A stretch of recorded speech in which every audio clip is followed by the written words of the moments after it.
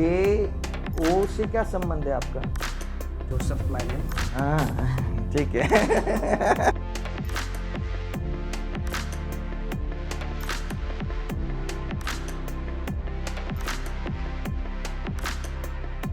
आप चिन्ह और चमत्कार हैं, सिद्धता संभव है। यीशु भीख नहीं मांग रहा, और अगर आप संगी वारिस हैं तो आप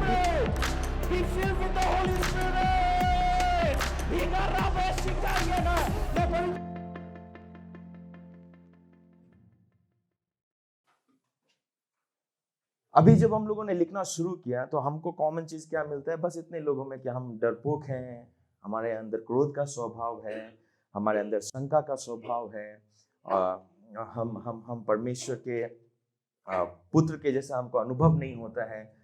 हमको ऐसा लगता है, राइट? हमको ये प्रकट किया गया है। And guess what? किसने ये प्रकट किया है? संसार के लोगों ने। संसार के लोग मतलब कौन? धार्मिक लोगों ने।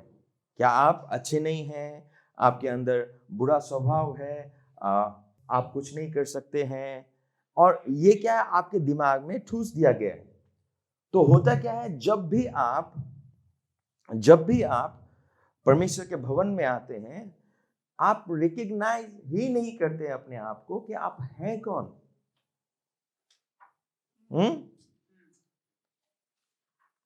और मैंने इसीलिए कहा कि let's deal with the real issue, कि आप हर एक दिन के जीवन में कैसे जीते हैं। आप जब अपने आप के विषय में सोचते हैं आप कौन हैं, तब आपके अंदर क्या विचार आता है कि आप कौन हैं। आपको क्या कहा गया है परमेश्वर के वचन में, और आप अपने अंदर कौन सा रूप देखते हैं, अपने आप को पहचानते कैसे हैं। तो इट्स वेरी इंपॉर्टेंट आपके जीवन के लिए और आपके भविष्य के लिए, कि आप जाने कि आप परमेश्वर में कौन हैं। और हम बार बार परमेश्वर के वचन में हम पाते हैं कि परमेश्वर ने हमारे लिए क्या रखा है, लेकिन हम कभी रिकॉग्नाइज नहीं करते हैं। और हम अभी यही बात कर रहे थे, क्योंकि हम उन समस्या, हमको लगता है हम डरपोक हैं। क्यों? क्योंकि आपको बोला गया है संसार की तरफ से कि आप डरपोक हैं। हमको लगता है हम प्रभु में कमजोर हैं ना। Let's face this thing, let's deal this thing. आपको कहा गया कि आपको ऐसा लगता है कि आप प्रभु में कमजोर है। क्यों लगता है? क्योंकि आपको कहा गया है कि आप कमजोर हैं। लेकिन प्रभु में कमजोरी का मतलब क्या होता है? कैसे पता चलता है कि आप प्रभु में कमजोर हैं? किसने कहा कि आपको प्रभु में आप कमजोर हैं? आप अविश्वासी जरूर हो सकते हैं, कमजोर नहीं हो सकते।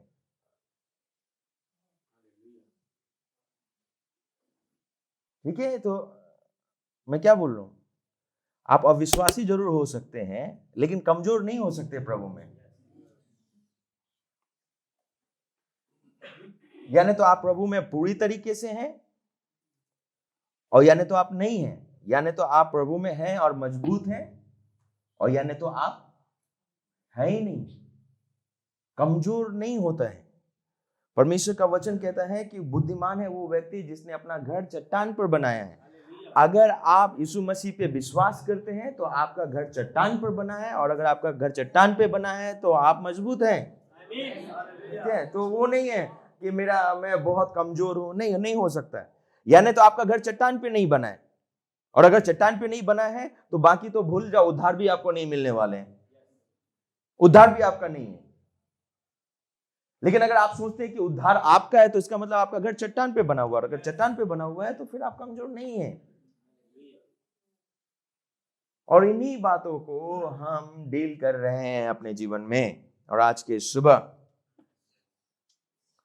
तो हम कुछ सच्चाइयों को देखेंगे आज पूरे दिन भर, ना। और मैं चाहता हूं कि आपका कान खुला रखें, और नहीं तो ये आपके लिए बस एक केवल दूसरा सा मीटिंग होकर रह जाएगा। ये केवल दूसरा सा मीटिंग नहीं है। ये मैंने आपको पहले भी कहा, इट्स वेरी इंपॉर्टेंट कि आप इसको लिखें, है ना। आपका ध्यान नोटबुक में होना चाहिए।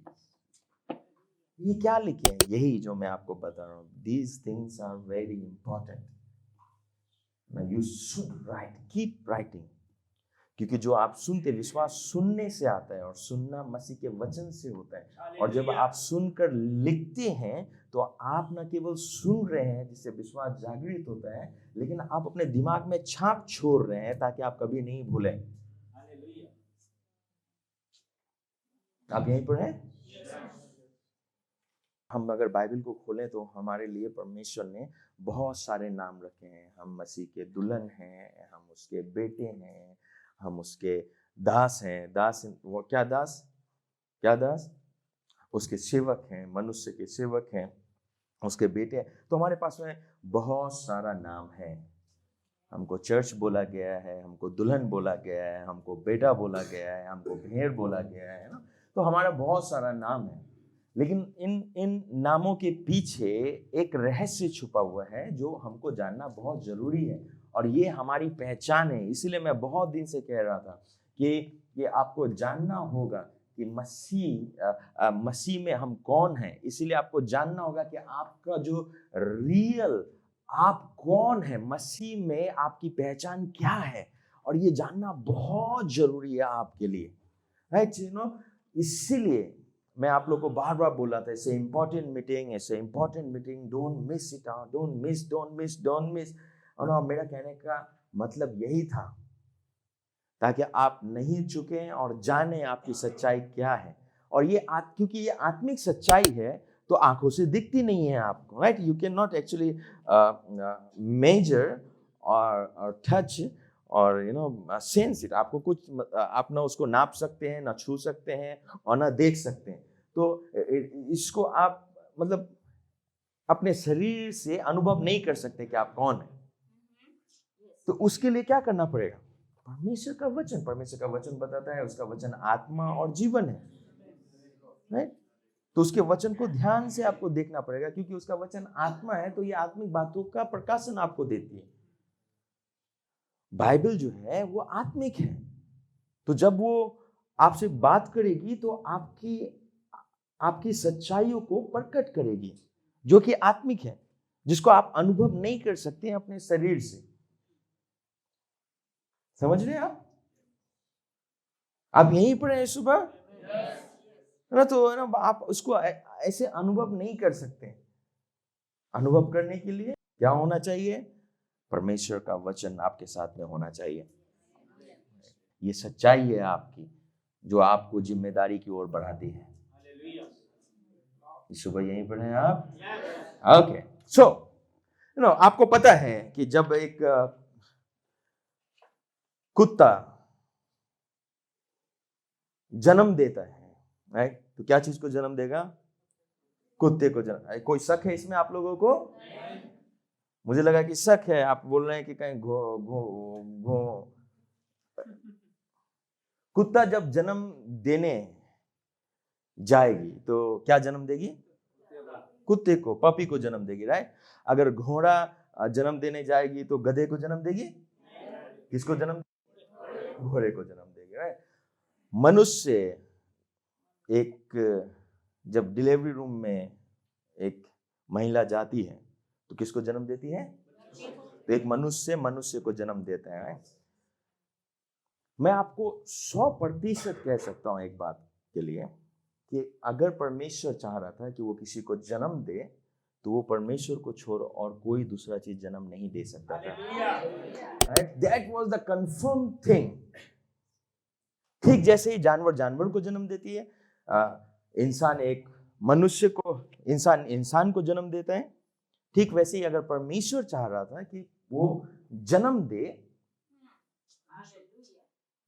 तो वो जानवर को जन्म नहीं दे सकता था, वो मनुष्य को जन्म नहीं दे सकता था, क्योंकि वो परमेश्वर है तो वो अपने ही प्रकार के प्रजाति को जन्म देता है, जिसका नाम क्या था? परमेश्वर। ठीक है, so there is no doubt at all. Okay, so it's very important कि ये समझना कि परमेश्वर ने हमको कहाँ रखा है, हमारी प्रजाति क्या है। और यही यीशु मसीह के साथ में हुआ। एक बार की बात है, यीशु मसीह खड़ा हो गया और उसने कहा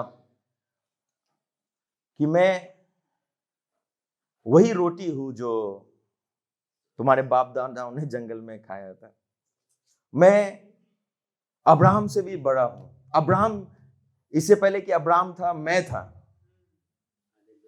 और जैसे ही यीशु मसीह ने ये बातें कही, मुझे नहीं पता है कि आप लोग इसके बारे में कितना जानते हैं, लेकिन उसके चेलों ने, जो कुछ समय पहले लिखा है, कुछ यहूदियों ने उस पर विश्वास किया। ये वही यहूदी थे जो परमेश्वर के वचन से लेकर डिस्कशन कर रहे थे, बाइबल स्टडी कर रहे थे।